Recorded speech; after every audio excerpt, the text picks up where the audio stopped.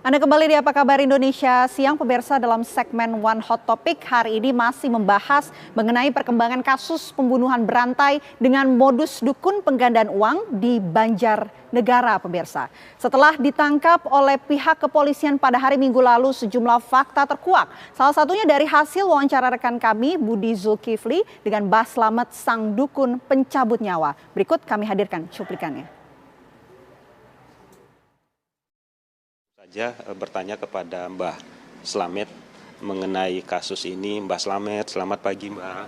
Pagi Pak. Ya, bagaimana kabarnya Mbah hari ini? Alhamdulillah sehat Pak. Mbah Slamet, kita ingin tahu ya. Kemarin dalam penjelasannya Mbah Slamet katanya benar-benar lupa mengenai identitas para korban itu. Itu gimana ceritanya Pak? Ya betul, karena sudah lama orang-orang itu yang saya bunuh, jadi saya lupa namanya itu. Ya Pak. Itu mulai, kalau Mbah Slamet ingat nggak itu pertama kali itu kapan dan yang terakhir kapan Pak? Itu yang pertama dan terakhir itu masih ingat Pak. Cuma namanya itu banyak yang lupa gitu Pak. Kalau yang pertama tahun 2020 benar Pak? Sekitar itu ya. Berarti yang terakhir yang kemarin 2023? Iya, yang terakhir ini yang dari Bapak Sukabumi Parianto. Ya. Mbak Slamet, itu benar nggak mereka yang menjadi korban ini rata-rata bukan warga dari Jawa Tengah Pak? Iya enggak. Ada yang dari Jakarta, dari Tasik gitu Pak. Ya. Mbak Slamet, boleh diceritakan nggak bagaimana mereka itu bisa sampai bertemu dengan Bapak gitu loh? Dari mana ceritanya? Katanya lewat iklan di Facebook atau gimana Pak? Ya ada yang lewat itu iklan dari Facebook, ada yang lewat dari orang Pak. Mereka itu rata-rata kesini itu niat utamanya ingin cepat kaya atau bagaimana Pak? Semua tamu yang ke rumah saya itu pinginnya sugih Pak. Ya. Sebenarnya Mbah Slamet ini punya kemampuan untuk itu atau enggak Pak? Untuk bisa membuat orang itu bisa benar-benar kaya? Enggak bisa Pak, sebetulnya saya itu cuma bohong Pak. Enggak bisa beneran.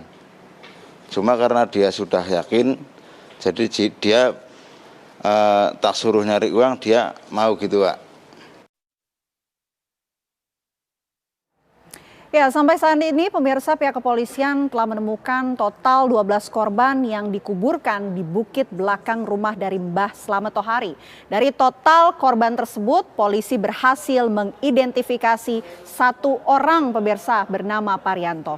Sementara dari korban yang belum teridentifikasi ada 3 orang berjenis kelamin laki-laki dan juga 3 orang berjenis kelamin perempuan. 3 orang lainnya belum diketahui jenis kelaminnya karena sebagian jasad ditemukan sudah berupa tulang belulang. Ya, korban terakhir Mbah Slamet ini bernama Parianto. Warga Sukabumi ini tergiur tawaran menggandakan uang oleh sang dukun, dan pria berusia 53 tahun ini pemirsa bahkan sempat beberapa kali bertemu dengan pelaku Mbah Slamet. Aksi sadis Mbah Slamet terbongkar karena sebelum dibunuh, korban sempat mengirimkan pesan WhatsApp kepada anaknya. Dan berbekal dari pesan inilah keluarga korban kemudian melaporkan kasus ini ke pihak kepolisian. Dan pemirsa, yang Anda saksikan di layar berikut ini adalah pesan WhatsApp Parianto kepada pihak keluarga sebelum dinyatakan hilang. Kami hadirkan, ini adalah rangkuman dari isi pesan WhatsApp Parianto kepada sang anak yang sebelumnya sempat dikirimkan Parianto sebelum dinyatakan hilang.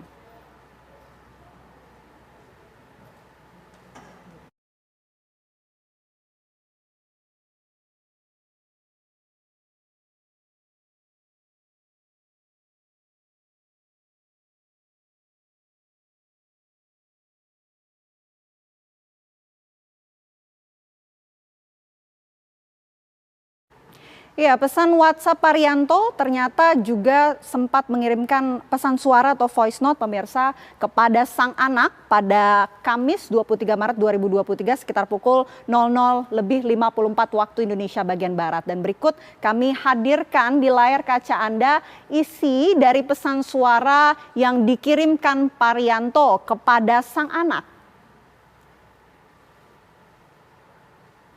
Parianto sempat mewaspadai bahwa dirinya akan hilang kontak dan sempat memberikan sinyal melalui pesan WhatsApp dan juga voice note kepada sang anak agar sang anak ini bisa tiba ke rumah Mbak Slamet bersama dengan aparat kepolisian. Dan sehari pemirsa setelah mengirim pesan WhatsApp, keluarga ini tidak mendapatkan kabar sama sekali dari korban Parianto. 3 hari kemudian, keluarga kemudian berinisiatif untuk melaporkan ke pihak kepolisian. Polisi kemudian mendatangi tempat kejadian perkara di Desa Balun, Wanayasa, Banjarnegara. Pihak kepolisian kemudian meringkus Slamet Tohari alias Mbah Slamet sebagai pelaku pembunuhan Tohari pada Minggu 2 April 2023 sekitar pukul 4 pagi. Ya, di hari yang sama setelah Mbah Slamet ditangkap, polisi menemukan jasad korban Parianto. Sehari setelahnya, aparat kemudian dikejutkan dengan temuan 10 korban tewas lain di lahan perkebunan milik orang tua Slamet Tohari. Dan hingga kemarin, pencarian terhadap kemungkinan korban-korban yang lain masih terus dilakukan. Hasilnya ditemukan kembali jasad korban sehingga total korban pembunuhan berantai yang dilakukan oleh Mbah Slamet menjadi 12 orang.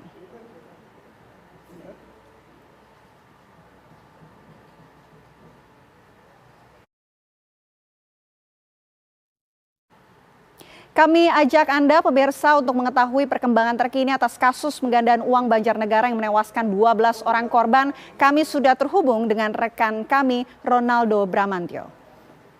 Selamat siang Ronaldo, sudah ada informasi terbaru dari pihak kepolisian atas kasus ini?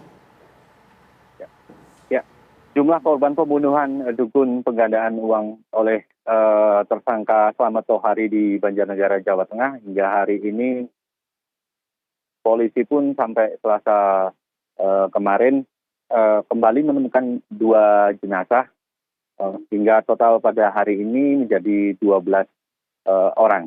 Nah, setelah 2 korban terakhir yang berhasil ditemukan pada sore Selasa siang lalu, korban ini berjenis kelamin laki-laki dan perempuan. Nah, kedua korban ini ditemukan di dalam satu lubang di lokasi kebun milik Slamet Tohari ini. Pena.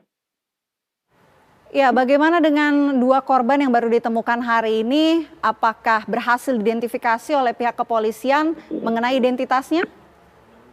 Ya, hingga Rabu siang ini kami belum dapat mendapat informasi dari pihak kepolisian terkait identitas dari 2 korban yang berjenis kelamin lelaki dan perempuan yang berhasil ditemukan kemarin. Begitu, Vena. Pihak kepolisian kan kemarin menemukan adanya korban-korban baru. Apakah masih terus dilakukan upaya pencarian korban lain? Ya, hingga Rabu siang ini polisi belum kembali melakukan pencarian, tapi rencananya kemungkinan besar akan dilakukan kembali. Tapi kami menunggu rilis dari pihak kepolisian, begitu. Ya, bagaimana dengan korban-korban yang lain yang sebelumnya sudah ditemukan? Apakah berhasil diidentifikasi hari ini? Ya, 9 korban yang kemarin berhasil ditemukan, sekarang kondisinya sudah dimakamkan di TPU Desa Balun, Kecamatan Wanayasa. Dan bagi korban-korban, bagi keluarga-keluarga yang merasa kehilangan, pihak Polres Banjarnegara, Jawa Tengah menghimbau untuk segera melaporkannya. Begitu. Ya, Ronaldo, apakah Anda sudah mendapatkan informasi dari pihak kepolisian potensi titik lain di sekitar kediaman dari Slamet Tohari yang kemudian akan disisir oleh pihak kepolisian karena adanya potensi korban ditemukan? Ya, dari rilis dan dari rilis Polres Banjarnegara pada Selasa sore kemarin, potensi lokasi-lokasi lain dari korban pembunuhan ini tidak ada. Begitu, Vena.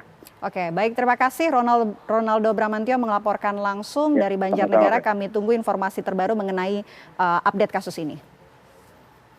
Ya pemirsa, apa kabar Indonesia Siang harus jeda terlebih dahulu. Usai jeda kami akan kembali membahas dialog yang sama, topik yang sama mengenai dukun pengganda uang. Informasi selengkapnya sesaat lagi.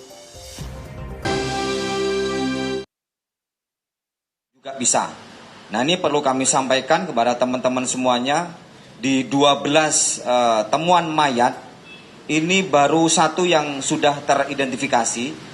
Kemudian kemarin kita juga mendapatkan 2 temuan mayat dan diakui oleh tersangka bahwa namanya adalah saudara Irsad. Dan kemudian tadi malam kami juga mendapatkan informasi dari warga masyarakat Lampung bahwa saudaranya pernah hilang, yaitu atas nama saudara Irsad. Dan yang perempuan ini kebetulan istrinya bernama Wahyu Triningsih. Nah ini kami sudah mendapatkan, sudah dari keluarganya sudah mengirim fotonya, baik Pak Irsadnya dan Ibu Wahyu Triningsihnya. Dan ini pun sudah kami cross check kepada tersangka, bahwa tersangka mengiyakan bahwa inilah yang telah dibunuh oleh tersangka, yaitu warga masyarakat Lampung. Ya, sekali lagi kita sudah mendapatkan mengidentifikasi 3 mayat, yaitu 3 temuan. Sisanya nanti kami mengharapkan teman-teman semuanya tolong disampaikan, diviralkan bahwa kami Polres Banjarnegara telah memiliki posko pengaduan orang hilang. Jadi teman-teman bisa berkoneksi dengan teman-teman yang lainnya yang merasa keluarganya merasa kehilangan dan pernah berhubungan dengan saudara Tohari. Kami persilakan untuk menghubungi nomor yang sudah kami sebutkan tadi, sehingga betul-betul temuan mayat, ke-12 mayat sisa daripada yang sudah teridentifikasi, yaitu Parianto, ini sudah kita kirim ke Sukabumi. Dan mudah-mudahan ini keluarga daripada Bapak Irsad dan Ibu Wahyu Triningsih ini bisa membawa identitas. Nanti akan kita cross-check dengan postmortem yang sudah didapatkan oleh DVI Dokes dari Polda Jawa Tengah. Nanti kita bisa mendapatkan antemortemnya, kita cross-check. Kalau betul, akan kami serahkan kepada pihak keluarga.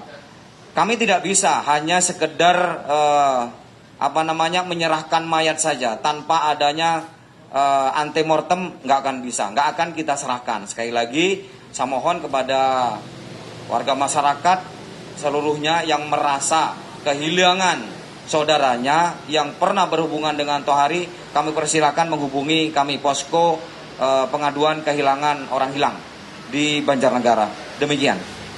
Ada yang pertanyaan dari teman-teman? Dan Pak, sudah ada informasi belum total berapa orang yang melaporkan keluarga hilang? Total saat ini baru 3 Mbak ya. Yang 1 sudah kita kirimkan ke Sukabumi. Ini yang 2 orang ini dari warga Lampung. Alhamdulillah juga teman-teman dari wartawan menginformasikan sama kita. Ini mudah-mudahan betul, karena tersangka sudah mengakui ini betul-betul bahwa korban yang telah dibunuh oleh saudara Tohari. Nah, mungkin bagi teman-teman yang lain, saudara-saudara yang lain yang merasa kehilangan dan memberikan informasi berupa gambar, foto daripada keluarganya, dan akan kami cross check dengan tersangka. Kalau tersangka itu bisa mengidentifikasi, mengakui, nah ini bisa membawa identitas yang lain seperti KTP, ijazah dan sebagainya. Maksud saya sudah ada berapa orang atau berapa keluarga yang melaporkan? Baru 2 ini, baru 2. Itu dari mana saja? Dari Lampung.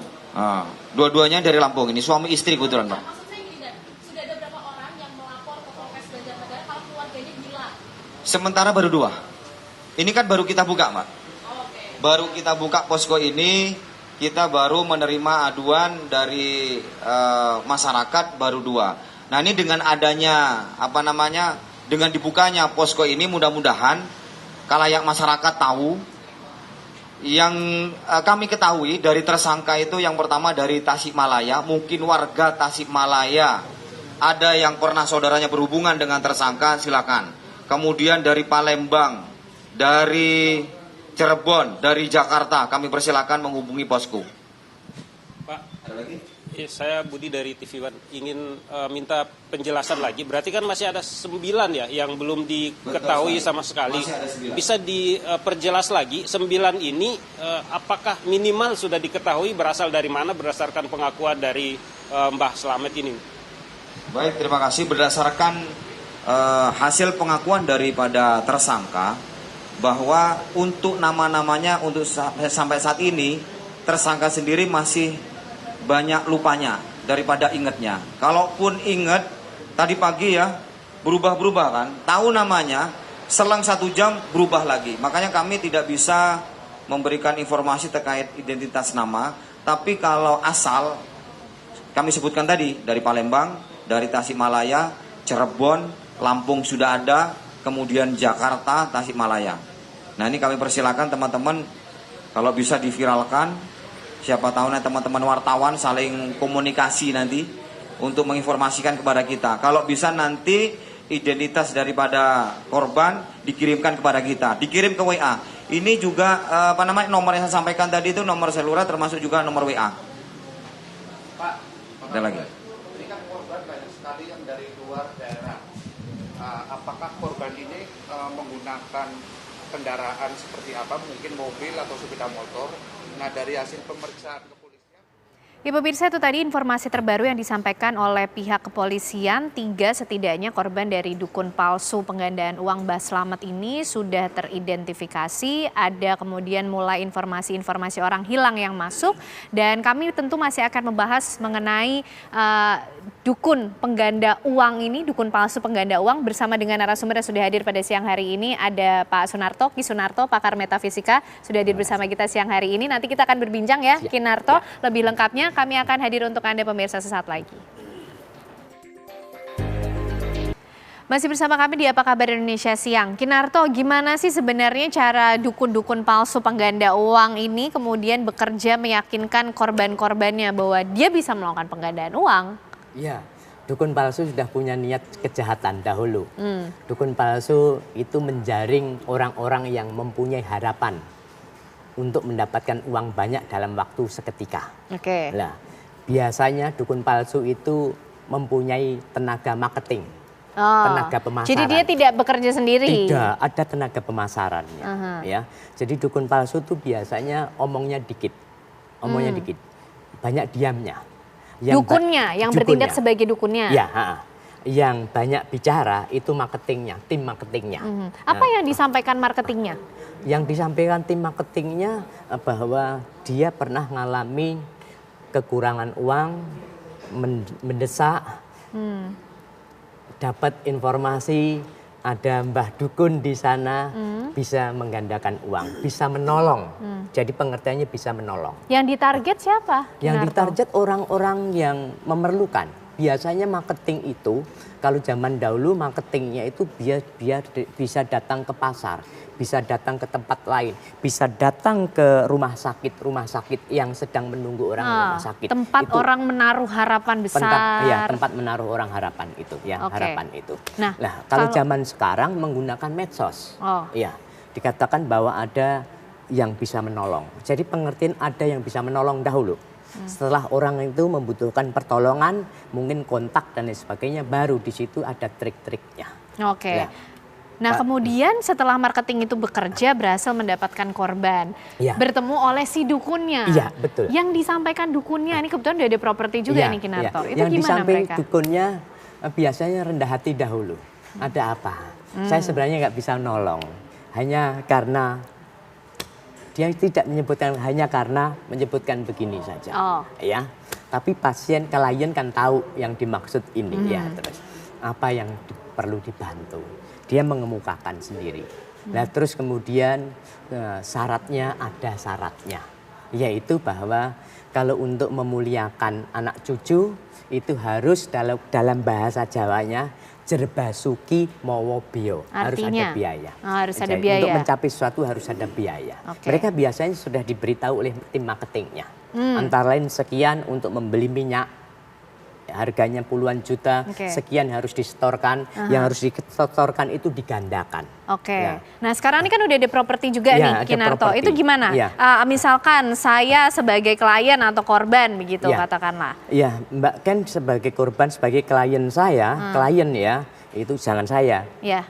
Mbak Ken sebagai klien dukun palsu, dukun palsu mengatakan syaratnya sudah bawa syarat, syarat. Mbak Ken diajak ke kamar. Kamar itu temaram, tidak terang benderang seperti ini. Ketika temaram ditunjukkan banyak uang ini. Ini pesanan orang. Oh, uang-uang ini sudah ada di kamar itu. Ini uang-uang banyak itu, ini pesanan orang yang sudah itu. Oh, untuk menunjukkan keberhasilannya. Iya. Kemudian orang itu menyetorkan, suruh datang lagi 7 hari lagi ataupun 10 hari. Biasanya hitungan 7 hari. 7 hari ataupun 21 hari. Tergantung dukunnya. Kalau dukun palsunya pengen cepet duit ya 7 hari ataupun 3 hari. Biar uang ini berproses. Ketika uang dia bawa, klien itu bawa uang berproses, taruhlah 10 juta ataupun 20 juta. Tumpukan begini, 10 hari dia datang, di situ sudah disediakan 20 tumpukan. Tumpukan itu beneran uang semua? Iya beneran. Tapi uang tidak, asli semua? Uang asli, tapi tidak semuanya. Hanya bagian atasnya saja. Nah, jadi yang 10 juta tadi 10 tumpukan, saya dijadikan 20 tumpukan atau 30 tumpukan. Bawahnya adalah kertas-kertas ini. Atasnya hanya seperti ini, dia ngelihat. Karena ngelihat di kamar yang temaram, dia percaya. Ini uang yang klien setorkan seminggu yang lalu, 7 hari yang lalu. Menjadi sekian. Sabar dulu ya, jangan cepat diambil. Tapi boleh diambil satu untuk. Terus mereka mengambilkan seperti ini. Nah, bawa pulang. Ini kosong ya, Kinarto ya? Ini kosong. Bisa diperlihatkan ya? Iya. Ini tumpukan juga. Ini kosong. Ini juga yang dipraktekkan oleh dukun-dukun palsu itu? Biasanya. Atasnya uang asli, tengahnya Kinarto juga bisa menunjukkan ya mungkin ya? Atasnya uang asli. Atasnya uang asli. Bawahnya juga uang asli, ke tengahnya kertas. Tengahnya hanya kertas-kertas kosong seperti ini. Jadi orang yang keinginannya besar untuk mendapatkan uang dalam tempo sesingkat-singkatnya, matanya sudah membelalak. Sakti benar. Terus dukun palsunya rahasia. Itu yang disampaikan? Iya, rahasia. Jangan dikabarkan pada orang, nanti batal. Karena alam gaib tahu. Yang bekerja alam gaib. Itu trik mereka, trik dukun palsu itu. Jadi ngomongnya cuma sedikit-sedikit. Sedikit-sedikit, yang banyak adalah itu entulnya ataupun tim marketingnya. Nah jadi klien atau korban datang membawa uang sekian, dijanjikan berapa hari, begitu. Tim marketing itu juga pinter.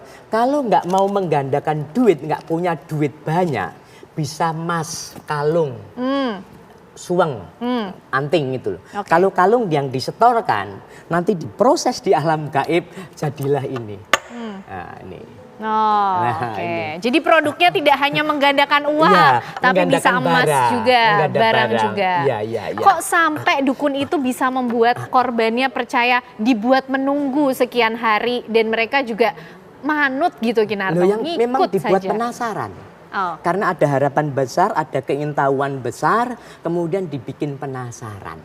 Ketika dibikin penasaran ya sudah, dia manut aja. Rahasia, bahkan istrinya nggak diberitahu. Kalau yang datang wanita, suaminya nggak diberitahu. Dan bahkan mungkin yang laki-lakinya sudah sabar dulu, tenang. Besok kalau ini karena rahasia ini gandakan uang, dukun palsunya bisa aja mengatakan nanti kalau uang sudah tergandakan, kelak bukan hanya uang saja, istrimu bisa digandakan. Jadi bisa beristri lagi. Nah sekarang dalam kasusnya Mbak Slamet, orang ini kan kemudian menjadi korban, dibunuh akhirnya ketika mereka menuntut uang mereka mana, gitu kan? Karena dituntut terus menerus, dia sudah punya trik, punya strategi, nggak bisa menghindar. Satu-satunya jalan ya dihabisin bahasanya. Caranya gimana? Kenapa di kasus Mbah Slamet dari rumahnya sampai ke kebun itu jaraknya taruhlah 500 sampai 1000 meter. Itu kan jauh. Untuk gotong gimana? Dia buat dulu kuburan. Di kebun itu, tempat dia berpraktek begitu? Tempat dia mengatakan bahwa saya bertapa pendem. Topo pendem. Ya. Menguburkan diri. Menguburkan diri. Dan bahkan kemungkinan dia bisa dukun si palsu itu bisa ngasih tahu, kamu datang sini malam-malam sore-sore, saya ada di kuburan sana. Oh. Nah, si dukun palsu itu bisa triknya bisa tiduran di tanah yang sudah dibuat kuburan itu. Nah, kemudian sewaktu-waktu karena ditagih, oke, kalau gitu biar segera berproses, mari kita ikut. Diajak untuk bertapa, pendem. Melakukan proses itu. Dalam bertapa pendem itu mereka sebelumnya dikasih tahu mau mukti atau mati. Artinya? Mau mukti itu sejahtera, mulia, ataupun mati. Ya, toh. Kalau untuk memperjuangkan anak putu, keluarga dan lain sebagainya, biasanya dia sanggup, mau enggak? Jadi dia ditantang dulu, ada keberanian enggak? Biasanya orang mau, kalau sudah seperti itu mau nggak mengambil resiko apa-apa, mau gitu loh. Ketika mau ya sudah ada ritual-ritual tertentu, mohon maaf ya biasanya ada kopi pahit, ada teh pahit, ada air putih lah. Lah ketika ada ini semuanya bisa jadi dukun palsunya sudah minum dulu, ayo minum, malah minum. Yang satu ini kopi yang pahit itu sudah dikasih tahu potas itu tadi. Kalau sudah dikasih potas itu tinggal tunggu sebentar sambil dikasih tahu, mungkin sambil baca apa suruh apalah terserah ya toh. Wong namanya palsu. Kelepek-kelepek begini lah mungkin tinggal begini. Tapi begini, kalau kita bicara soal Mbah Slamet dan mungkin dukun-dukun palsu yang lain, mereka juga berarti punya keahlian dong Kinarto untuk membuat korban dan kliennya ini percaya 100%, bahkan lebih dari 100% tetap menaruh harapan tersebut. Keahlian mereka gimana? Keahlian berkomunikasi. Nah, syarat untuk berkomunikasi, dia berkomunikasi dengan kata-kata rendah hati. Saya tidak bisa, yang bisa hanya saya yang di atas. Itu ya. Oke. Kita cukup ini rahasia. Jadi ngomongnya dikit-dikit saja. Ya, kemudian ini di samping ini rahasia, kita jalankan sepenuh hati. Nah, dengan cara seperti itu dia tahu bahwa orang klien itu semakin percaya. Dengan kepercayaan itu mudah diperdayakan. Ya. Makanya tidak memberi ruang korban untuk berpikir. Tidak diberi ruang untuk berpikir, hanya diberi ruang untuk berperasaan percaya saja. Jadi digali emosinya dibangkitkan emosinya. Ketika emosinya dibangkitkan, akal budinya sudah nggak bergerak lagi, nggak dinamis lagi. Intinya hanya percaya dan takut. Inggih mbah, dan lain sebagainya. Lalu apa yang bisa disampaikan oleh Kinarto setidaknya untuk mengedukasi kita semua supaya tidak juga menjadi korban-korban selanjutnya? Karena kalau kita bicara soal keserakan, semua kembali kepada diri masing-masing ya Kinarto. Ya. Seperti apa? Ini dasarnya kita harus mawas diri, jangan sampai kita serakah. Itu dasarnya. Kemudian apabila mendengar informasi di tempat tertentu ada seseorang yang mampu menggandakan uang, mampu menggandakan barang, emas dan lain sebagainya, catat lebih baik laporkan pada pihak yang berwajib. Baik, luar biasa. Kita tentu mendapatkan informasi yang begitu banyak mengenai kasus dukun palsu pengganda uang dan itu. Dan ada satu lagi, sedikit apabila saja, Kinarto. Ya, klien ketemu orang-orang pinter untuk membedakan orang pinter dukun asli sama dukun palsu. Biasanya dukun asli itu punya organisasi. Ikutin organisasi. Contoh kalau di Indonesia ada organisasi. Baik. Terima kasih Kinarto sudah mau berbagi informasinya dan juga pengetahuannya, membuka pengetahuan kita semua. Vena juga jangan mudah percaya ya. Menggandakan uang kan tidak. Jangan coba-coba. Harus kerja keras. Harus kerja keras. Terima kasih Kinarto untuk kebersamaannya siang hari ini dan pembahasan kita tadi sekaligus juga menutup kebersamaan kita di Apa Kabar Indonesia siang hari ini. Saya Kenana dan saya Vena Kitan pamit. Terima kasih pemirsa. Sampai jumpa. Menggandakan uang.